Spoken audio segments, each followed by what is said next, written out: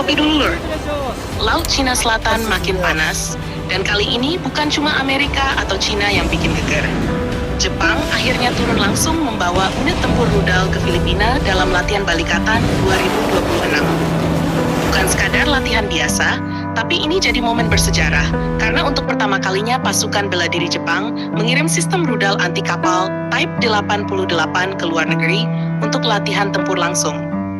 Dan yang bikin banyak negara langsung pasang radar politik dan militer. Rudal Jepang itu benar-benar ditembakkan ke target di Laut Filipina. Lokasinya ada di Pauay Sand Dunes, Ilocos Norte, Filipina. Di sana, Jepang menggelar latihan Mars Strike bersama Filipina dan Amerika Serikat. Targetnya bukan kapal kecil, tapi kapal pensiun Angkatan Laut Filipina ex-BRP Quezon yang dijadikan sasaran tembak hidup di laut dengan jarak sekitar 70-75 km dari pantai. Dan hasilnya, rudal Type 88 berhasil menghantam target. Ini bukan sekadar latihan teknis biasa. Ini adalah pesan strategis yang sangat jelas ke kawasan Indo-Pasifik, terutama Laut Cina Selatan dan sekitar Taiwan. Karena selama ini, Jepang terkenal sangat hati-hati dalam urusan pengerahan militer ke luar negeri. Setelah Perang Dunia Kedua, Jepang punya batasan konstitusi yang membuat mereka fokus ke pertahanan domestik.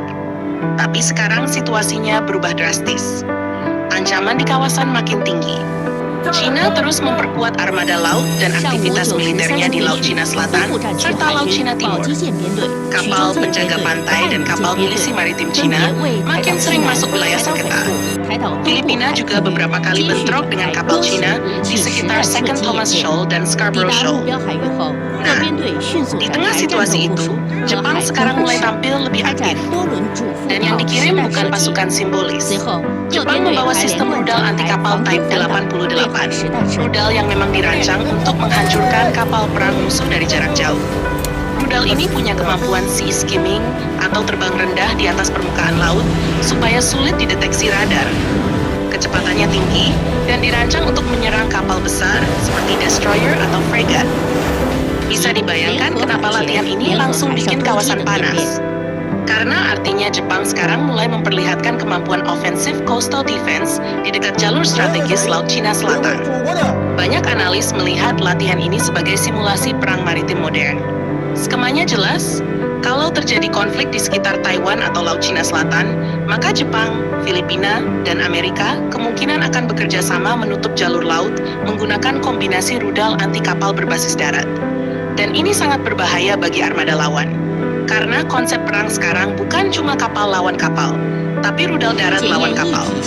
Kapal perang modern walaupun mahal dan canggih tetap punya ancaman besar dari rudal pantai, seperti Type 88, BrahMos Filipina, sampai HIMARS Amerika dengan rudal anti kapal.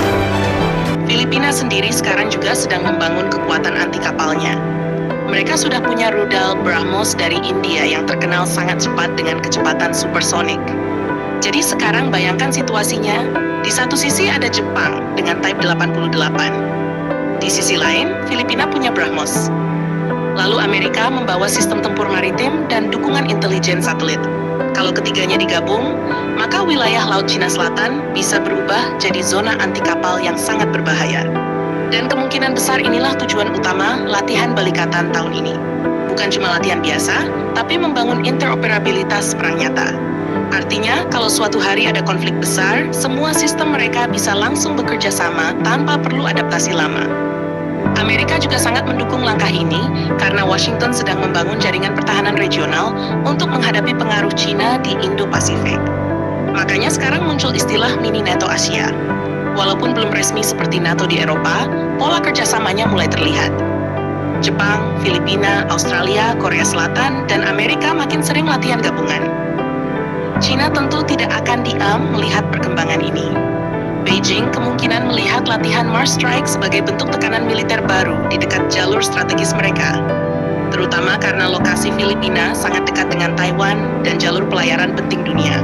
Kalau konflik pecah di kawasan ini, dampaknya bukan cuma militer, tapi ekonomi global juga bisa terguncang. Karena sebagian besar perdagangan dunia lewat Laut Cina Selatan. Yang menarik lagi, Menteri Pertahanan Jepang, Koizumi Shinjiro, datang langsung menyaksikan latihan ini bersama Menteri Pertahanan Filipina Gilberto Teodoro. Itu menunjukkan Jepang benar-benar ingin memperlihatkan komitmen politik dan militernya. Bukan sekadar kirim alat tempur lalu selesai. Dan ini juga jadi sinyal bahwa Jepang sekarang mulai meninggalkan kebijakan pertahanan pasif yang selama puluhan tahun mereka pegang. Sekarang Jepang bergerak menuju kekuatan militer yang lebih aktif dan fleksibel.